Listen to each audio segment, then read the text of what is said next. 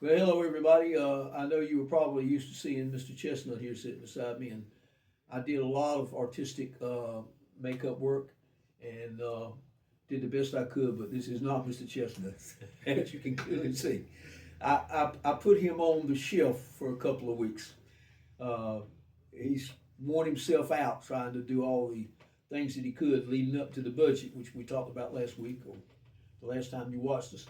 And so I had to bring in some guests. And unfortunately, I can't get guests every week because of the timing of this filming. But today I looked out, and next week I'll look out because we'll have our brand new Chief Evans uh, will be here. But this is Captain Josh Harris, and we're going to talk a little bit about his new tenure here in Fairmont and how he likes the job and what he's been doing and what policing is in his opinion and how he does his job and the view toward the future and things like that. Kevin Harris, I'm glad you're my guest today. Thank you, sir, Thank you, for sir, taking for the time being away here. from arresting all the bad people in Fairmont. Uh, Give us a little bit about your background. Where are you from, and what have you done, and in the past? Okay, so yes, I'm Captain Joshua Harris. I'm from Whiteville. I started my career at the Columbus County Sheriff's Office back in 2012. I worked there for some time, and then I went over to the Whiteville Police Department, where I served there from 2019 to 2022. Before I got elected to serve on the Whiteville City Council. And Oh, you've served as an elected official yeah, as so well. Wow. yes, sir. So Best of two worlds. Yeah, best of two worlds. So I'm in my last year of my first term, and I couldn't do both because it would be a conflict of interest. So that's how I found my way to Fairmont. Okay. And so I've been here in Fairmont since about 2022. And I started out on patrol. And when Chief Edwards retired, uh, Chief Evans now was promoted, and I applied for the captain position and was successful. Well, I didn't know you were an elected official. Yes. I might have to pick your brain. Okay. From time to time. Yeah. Yes, sir. Got Yes, the sir. best of two worlds. Best A police officer and an elected official. Yes, How sir. about that? Yes, sir. Yes, sir. Just in conversation here, and I guess the people out here are going to hear, and some people are going to look at this and say, well, he's just trying to look big in front of the police department or something like that. But when I was in high school, I know everybody, people are watching, I know you have seen the Zapruder film where President Kennedy was shot. Mm-hmm. Well, if you saw the Zapruder film made by Abraham Zapruder, who was there with his grandson with an 8mm film, if you saw that, then you saw Clint Hill, the follow-up agent for Miss Kennedy, jump out of the follow-up car and run forward and push Miss Kennedy back in the passenger section of the car because she crawled out on the trunk. Mm-hmm. And I thought that was the most noble thing I'd ever seen. And at 17 years of age, in November of 1963, in high school, right up there where the middle school is now, Okay. where I went to high school, that was what I wanted to do. Unfortunately, I had an accident, swimming accident, neck injury, so I couldn't do that, nor could I follow up with my baseball scholarship that I was offered. But I've always thought highly of police work on whatever level. Right. Marshals, DEA, state cops, Right. local. On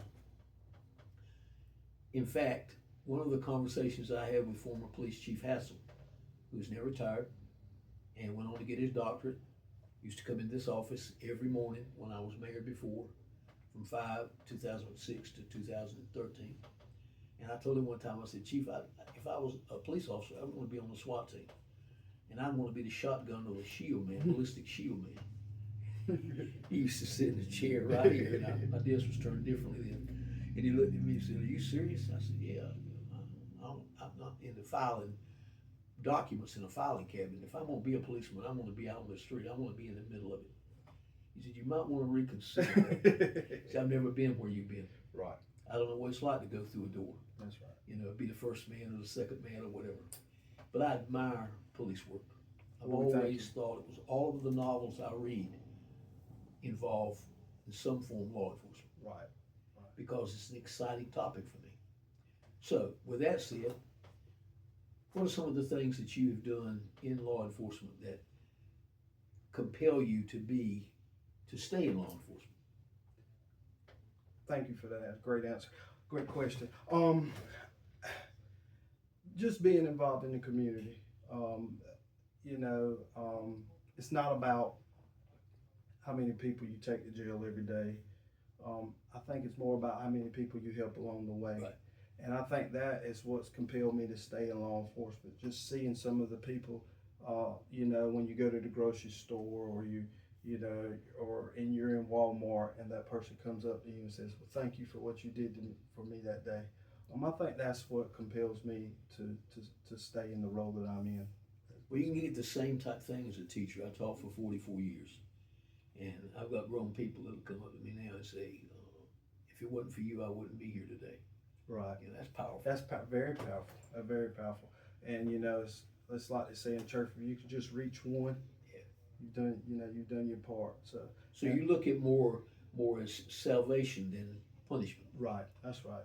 That's right. Well, sometimes you run into people that don't want to give you any choice. No, you're right. And you run into those and you deal with them as they come. And but you still be respectful and treat them with dignity and move on. I've never heard an actual police officer say it quite in those words. That's pretty powerful. What are your functions? What do you do? What are your duties? What do you do for Chief Evans? So my duties is basically I run the day-to-day operations. I oversee the patrol division. So that comes down for making a schedule for when you see the police officers out working, when they're going to work. The state also requires that they have training every year. So I'm responsible for setting up that training throughout the year. Responsible for the uniforms and all that good stuff. That the day-to-day operations. I'm here to and I assist them. I'm still they pick and say you're an admin, but I'm out there on the road. I answer calls. I work shifts. Whenever if something comes up and it's unexpected, I'll take on a shift and I'll go out there and I'll work a 12-hour shift. So it's a little bit of everything. It's kind of a catch-all position. You're right there in the middle. Well, my mobility has decreased from the time I was mayor the first time around. But what I did, and I did it for 8 years, every Wednesday at 3 o'clock, I would call and ask who's on duty today, and they'd give me the names of 2 officers. And I would say, could you ask so-and-so to meet me there at the side door at the sidewalk? Mm-hmm. And I would leave this building, leave the office, and go downstairs. And I would ride with that officer. Mm-hmm. I did that every Wednesday from 3 to 6 o'clock, 6:30 sometimes, every Wednesday for 8 years. Wow. One of the greatest learning things I've ever had. First day I was doing this, the very first day, Nathan Thompson was the officer. And he stopped a car on Church Street, on Allen Street. And when he got out of his car, he walked past the back end of the car and put his hands on the trunk and walked on and did whatever he had to do. I was not there. Every officer knew after the first time, they didn't have to tell them. Every officer knew I was there to observe only. I'm not there to try and spy on them, not try to tell them how to do their job, because obviously I didn't. I was just there to observe and see what it was like. I was married at the time, and I could have done this on weekends and weeknights and all that, but I decided to do it in the afternoon. He came back and got in the car, and I said, why don't you do that with the trunk? He said, in case something happens to me, my fingerprints there. Never seen that happen. Yeah, Thought that was the coolest thing I'd ever seen. And I saw our officers do some remarkable things. I got in the car one day, right out here, we turned in between the 2 buildings, and as soon as we got almost to the street here, Cottage Street, shooting on Canal Street. Mm-hmm. And the officer, Jason Norris, told me, hold on, Mayor. And I was buckled up. He said, hold on. So we got down there in a hurry. One guy, African-American guy, walking on Canal Street, about 100 yards in front of us. Nobody else on the street, no cars, nothing. He said a white Cadillac had ridden by and shot at him. Hassel had every police officer in this town down there looking for brass. Come to find out later, he had a gun in his waistband and he shot by mistake. And he was telling that there was a drive-by type thing. False story. So I've had my experience with the local officers, not being a part of robberies or shootouts or anything, but I've ridden with every officer that used to work in the town of Fairmont from 2006 to 2013, every Wednesday for 3 hours. And I've done that before. And that's great because it gives you I a just perspective. can't do it. I just can't do it now. I just don't have the mobility, and I've been told there's liability issues, and I said I'll sign a paper. Don't worry about me. Right. But I just haven't done it, and I Right. miss that. Yeah. I miss that. That's the one part of my job that I did before that I miss doing, because it was enjoyable just to hear them talking. How I did this. Why'd you do that? And not to pry or I'm gonna turn you in for doing it. I mean, I can, I'm just there as an observer. Well, we encourage you to come out and do the same. I'd like to do that Yeah. again. I wanted to do it, and I thought it was a great thing to do, and I knew I wouldn't interfere, and I knew that Right.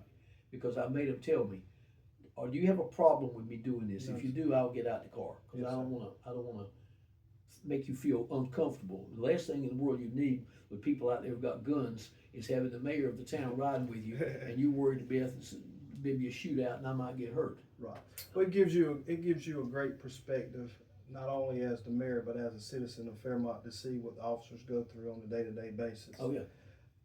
So I encourage you to come out and take a ride and I like continue to do that that. sometime. Yeah, I might end up doing that. yeah, I don't know. we would like to have you. I've never had the conversation with Raper when he was here, the town manager that left here and went to Siler City, and now with Chestnut. I've never had a conversation with that, but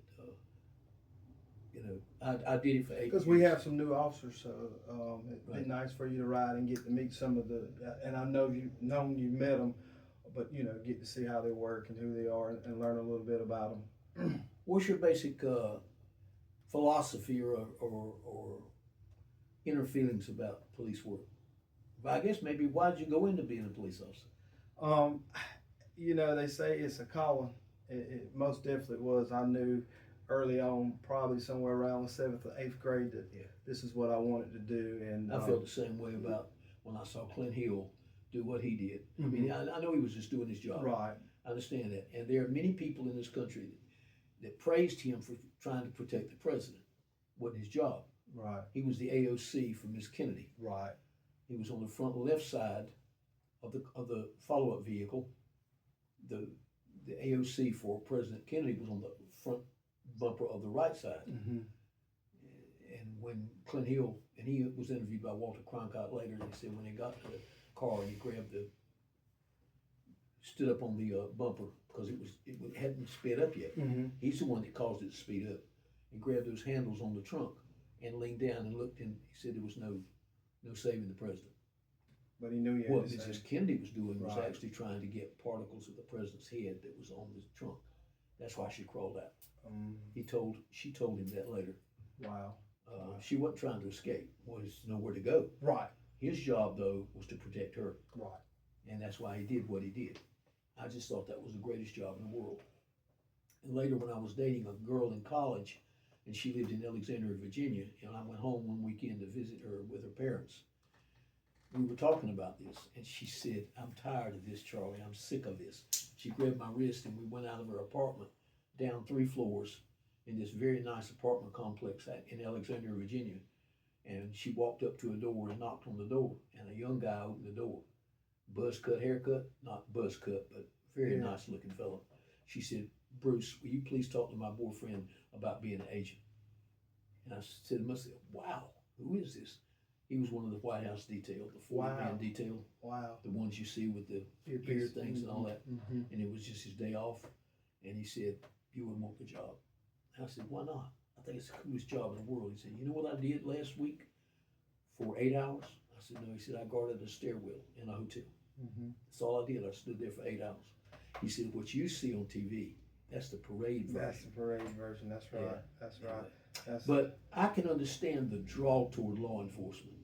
Not just the gun, the fast car, right. but the fact that you can actually help people. Help people. Right. Right. And so I knew early on that that's what I wanted to do, and I grew up in a small town called Bolton, North Carolina, and it was off of NC 211, and we had a small police department, and there was a police officer named Jeff Marlowe, and he would see me outside playing, and he'd pick me up and let me ride around with him. Oh yeah. Yeah, and so that's where my interest started, and I went through the Explorers program there at the sheriff's office through high school, but until I was able to join the sheriff's office. So yeah, it's been a rewarding career. I can't see myself, and I've tried to do something different, but I can't see myself doing anything different.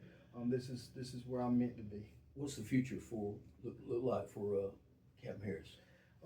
You know, I've just got in this role, and you know, take some time and learn the job and learn what it takes to be a captain. And while assisting the chief, and maybe eventually, if it's awarded, once the chief retires, step up to be chief, or look to the future to become a chief in another town somewhere. I really do like small towns. You know, they're you get to know your people, you get to know your community. You know, and it's a lot more challenging that way, but it keeps you a better officer. You know, because when you're in Charlotte and there's thousands of people, you know, you may not see that person again, but in small towns you'll see that person again, and if it be the grocery store or at church or, you know, something like that. Well, Captain Harris, I want to thank you for being my guest today, and next week we'll have on Chief Evans. Yeah. I think it's important that the public know who you are, Right. and know the faces of our police officers rather than just somebody rides by in a car. Yeah. And or truck or whatever That's right. it is that we've got at the time. But I deeply appreciate you being my guest today, and yes, sir. I hope you have a safe and rewarding career, and that every shift that you get to go home. That's right, and that's what we pray for every day. Yeah, that every shift. You never know when you put the gun belt on and the uniform and the badge, what that day is going to bring. That's right. A little different job than being a bank teller. It very or well is. Insurance agent. Insurance agent. That's right. Or the mayor of the town. That's right. You never know. Rarely do I have anyone come in here and want to threaten my life.